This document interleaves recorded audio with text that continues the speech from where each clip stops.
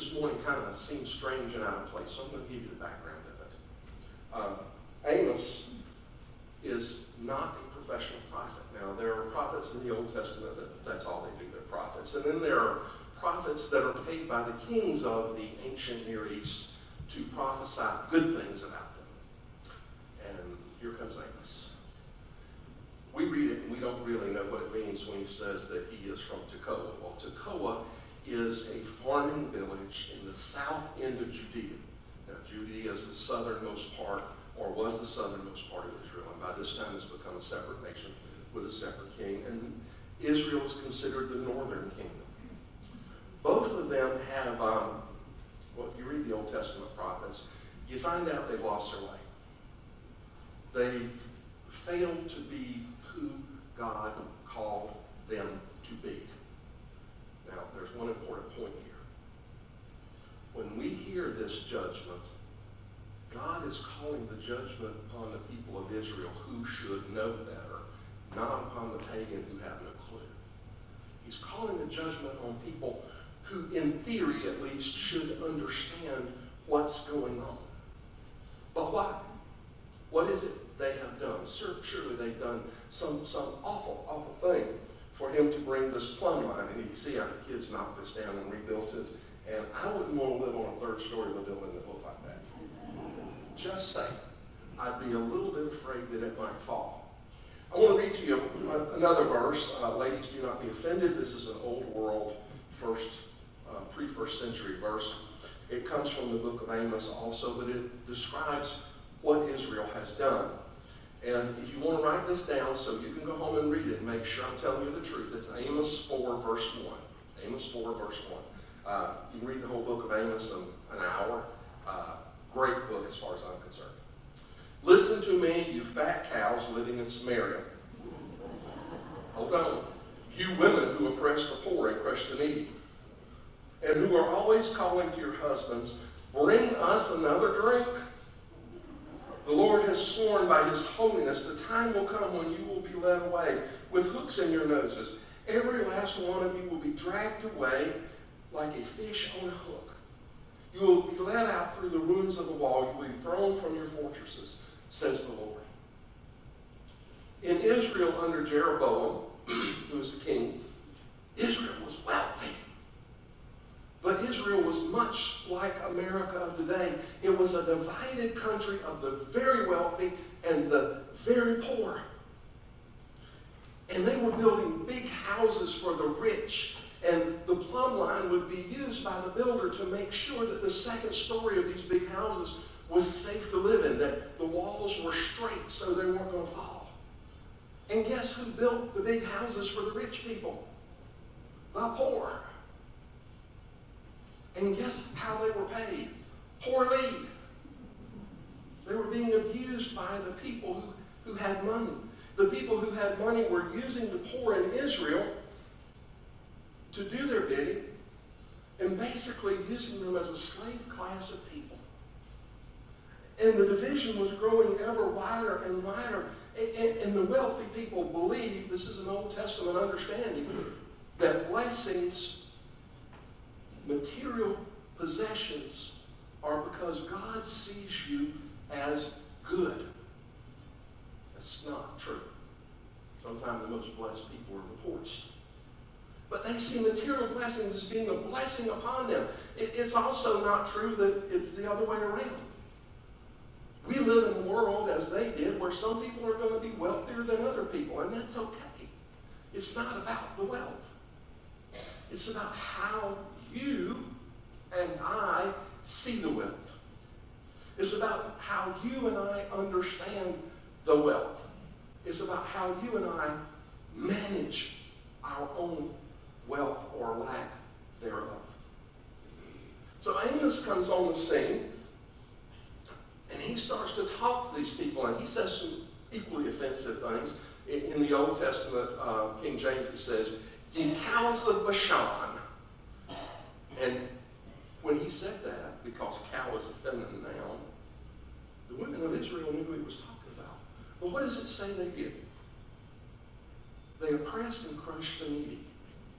Now, why does it say that of the women? Why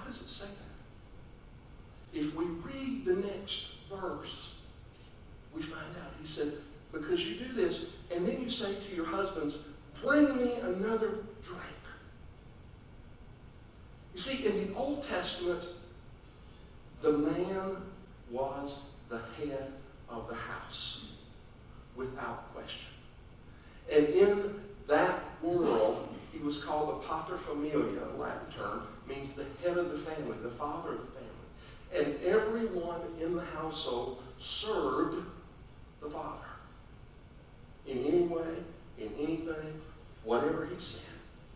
So what he's saying is, the people who are rightfully in charge have stepped aside and allowed the people who are not in charge to rule the house. You're out of order. Now, that does not reflect on women at all. We're talking about a cultural thing. We're talking about a culture where the rule of order, the rule of direction has been overturned by people. Not by God, by people. And the women have taken over because the men have failed to lead. They're becoming soft, if you would. They're lying around. They're not leading. They're not being the leaders in their family. And they're then abdicating that role to their wives. And their wives, the rich wives, are taking full advantage of that. Why wouldn't you? Hey, somebody going to bring me something to drink and let me sit on the couch and eat bonbons? I'm there. They're willing to do it. But see, what he's saying is, when the people of God fail to lead as God calls in the Old Testament, as Christ calls in the New Testament, everything goes wrong. When the builder who was responsible for the construction of the house, the general contractor in our terms, fails to lead in the building of the house, everything goes wrong. People start to take shortcuts. The subcontractors think, well, I can get by if I do this. And the other one says, well, I can get by if I do this. And the other one says, well, I can get by if I do this. And all the while, the general contractor's down at the coffee shop having coffee, not knowing what's going on until it's too late. We have a friend in Monticello who has one of the larger, newer houses in Monticello. Beautiful house. And this African-American gentleman who came to our church off and on, we were talking one day about a house, and he said, yeah, but you wouldn't want to live in that house. I said, really? He said, yep, corners aren't square. I said, what?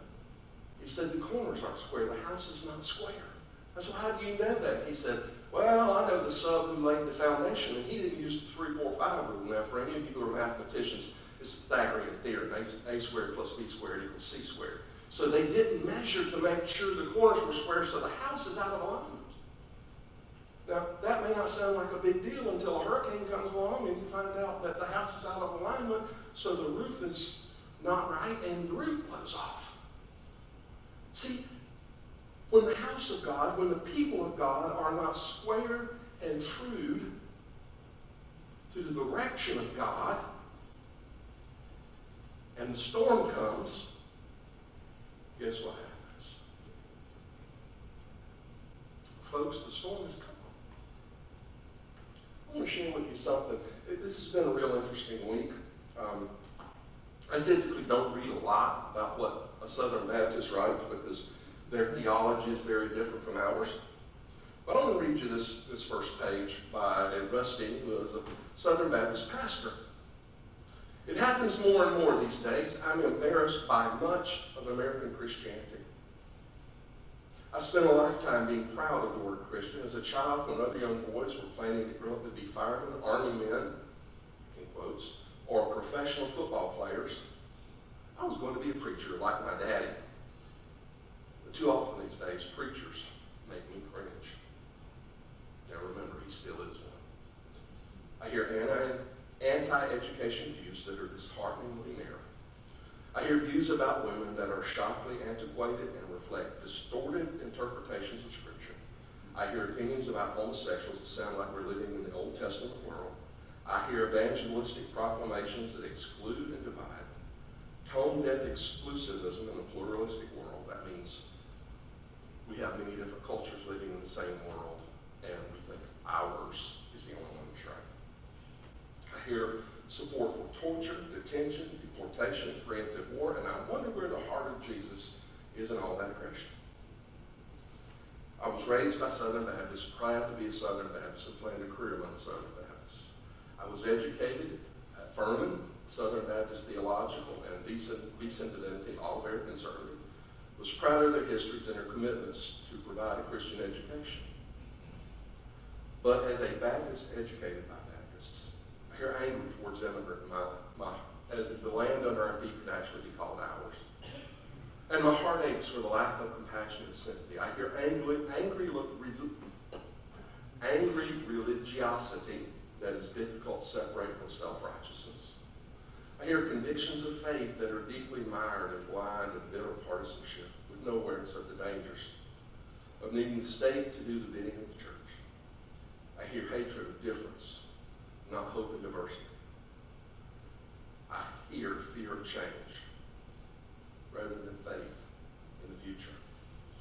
But I hear Christian people celebrating a roaring economy with no apparent awareness or concern for the larger, more important issue that despite any economic success, our civility is crumbling. Where is our shared sense of decency or morality?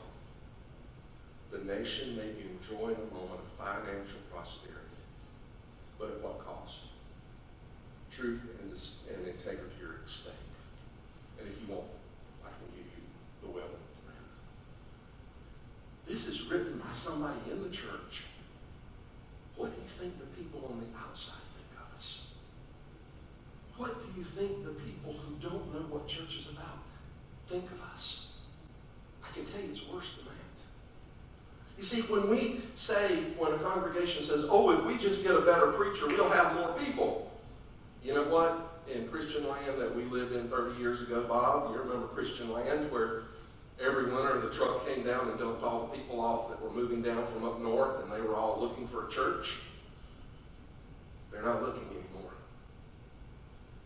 Church has gotten a bad name as being a self-righteous bunch of people who don't love others. Now, I happen to know for a fact that's not true of this congregation. Now, I know some it is true of them. And they're the ones that get the praise. I see the people who get into partisan politics, not talking about issues, but talking about candidates. I see the brokenness of the church trying to control the culture, which Jesus never called us to do. He didn't call us to control the culture. He called us to bring the kingdom of heaven upon the earth, not by beating people, but by loving them into the kingdom. The church has got a bad rap, and sometimes it's deserved. The church is broken, and ain't we all? Ain't we all broken? Yes, we are broken people. I sat this morning in Sunday school class, and I guess all of you pretty much studying the same lesson about judging others. And our distinguished leader this morning said, have you ever judged anybody? And I thought, I'm not answering that question, because I got out of bed this morning. So, yes. And then he began to use the John Wesley triad. Do no harm. That's the first one. Folks, we know it ain't going nowhere but downhill from here. Do no harm. Do good. And continue to be in attendance of what's the word again? The ordinances of God. Bible study, prayer, communion, worship attendance. You see, it's not about what we know. Satan knows the Bible better than anybody in this room. It's about how we share and live out what we know. How do we help the poor appropriately? Because guess what? I have a good friend who's a Methodist deacon, and she will tell you the first book you need to read before you go out into the community to help the poor is When Helping Hurts. Are we helping or are we enabling? Good question to answer. Because if we're enabling, we don't want to do that. We want to help. We want to love people who are unlovable. My first appointment at Grace Cape Coral was a hard appointment, senior pastor and I should not even be in the same state with one another most days, but I learned a lot from him. And every Sunday morning, whoever was going to be in the altar area had to meet in his office and pray. And the last line of his prayer was, God, send us the people nobody else wants. Well, we had this little lady who came every Sunday. Sat right back in the back in a chair against the wall, and she was inappropriate. She would say things during the service that had nothing to do with her, that were inappropriate, and she would just drive people crazy. And he said something one day, and he said, I got to stop, because I prayed for her to come here. I prayed for God to send her here because nobody else wants her in their church. Are we going to hold up the plumb line of our political party, of our nationalism, of our nation, of our world? Are we going to hold up against ourselves, not against those people out there? The plumb line of God. What did Jesus say? When John said, who are you? He said, go tell John what you see in here, that the blind recover their sight, that the captives are set free, and that we have proclaimed the day of the Lord. You know what they said of the Christians in Rome when the emperor sent the guys down, the legions down to find out what was going on? They came back and said, you should see how they love people. Man, they even love us. And we don't like ourselves. It's not about what we know. It's not about getting to heaven. Because I'll tell you why it's not about getting to heaven. My brother Dale here taught math, right? And I'm sure he had students who said,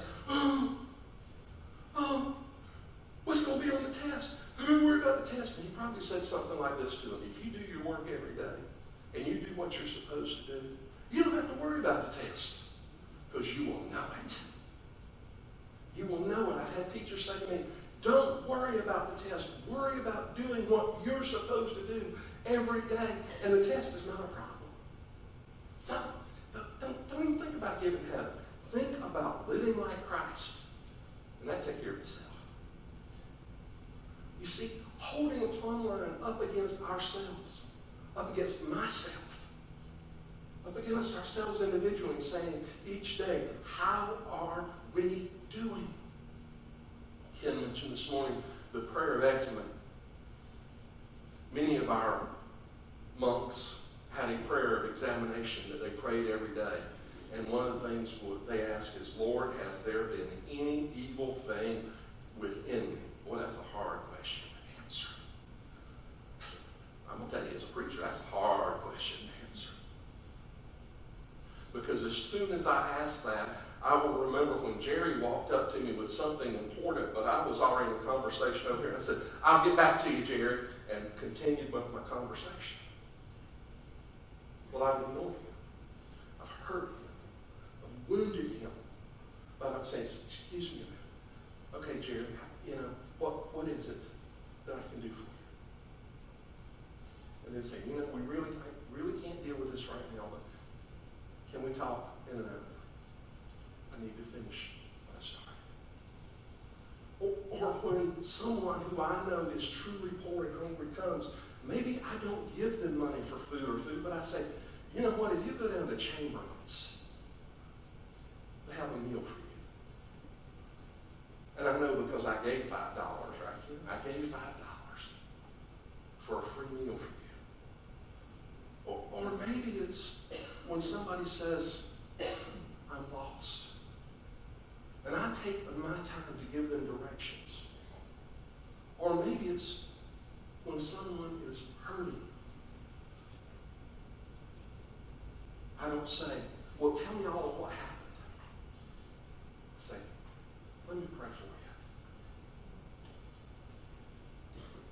You see, it's about living out the love of neighbor. Even when your neighbor is an enemy. And folks, if you don't think that's hard, you ain't never lived in my neighborhoods.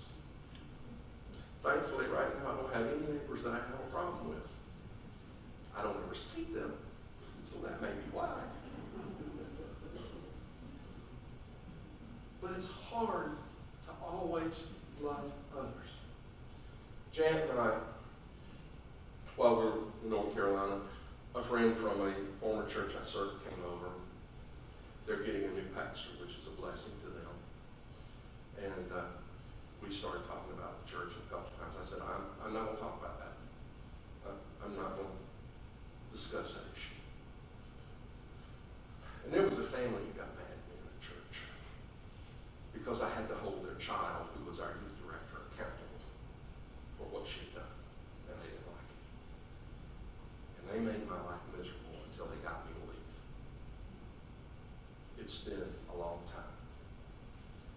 And I am just now getting to the point where I can pray for that family.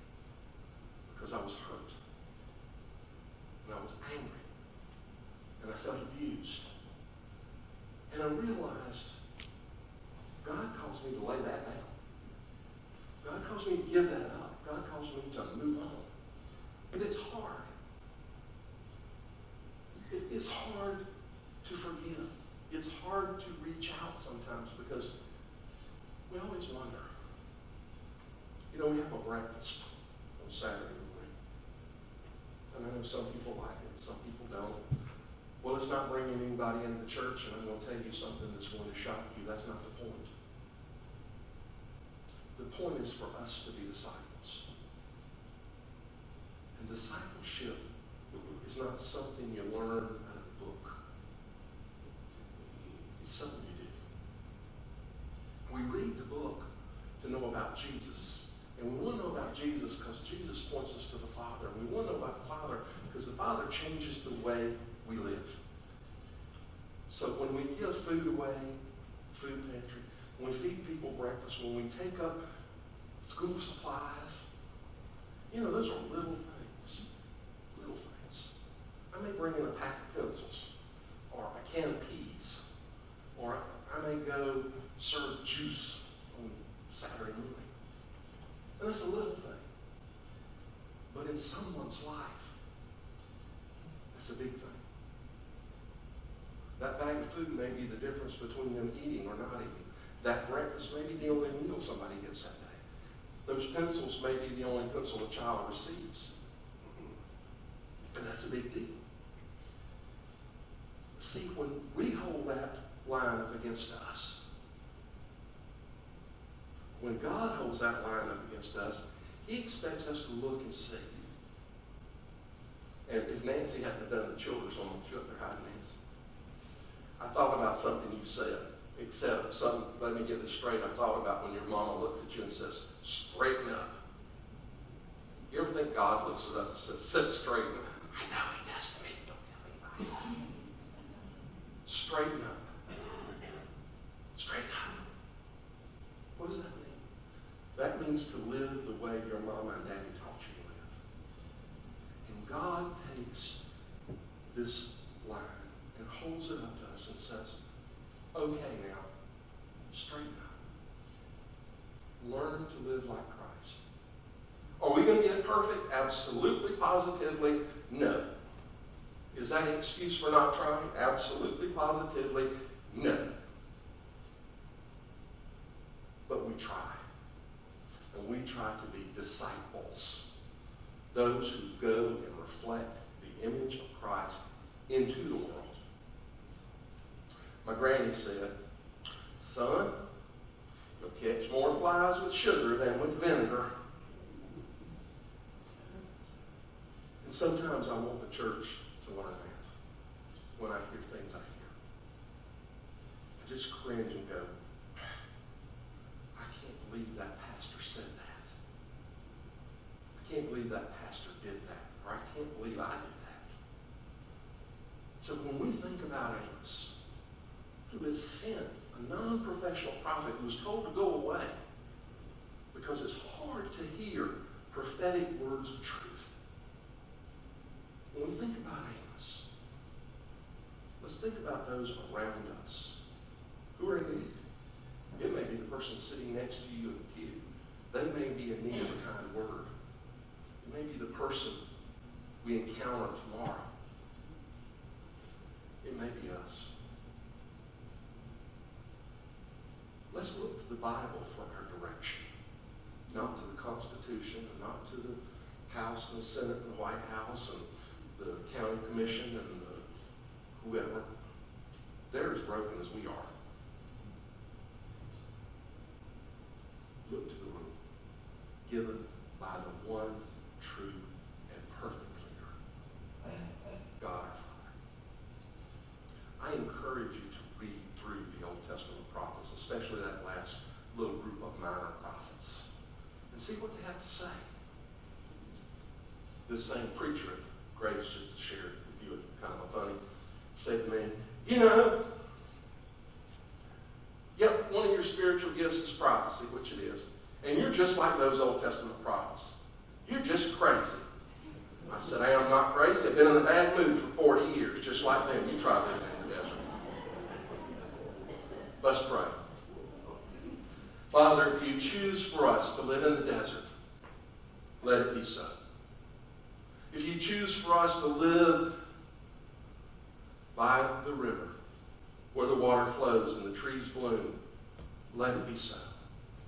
But Father, wherever you choose for us to be and to live, give us the courage, the wisdom, and the ability to serve you by serving our brothers and our sisters. Whether they be rich or poor, no matter where they came from, Lord, help them to see Christ in us. And Father, when you hold that plumb line to us, we ask that you would be gracious and that you would forgive us for the places that we're out of line. Father, that you would guide us so that we may put them back in line. Help us to measure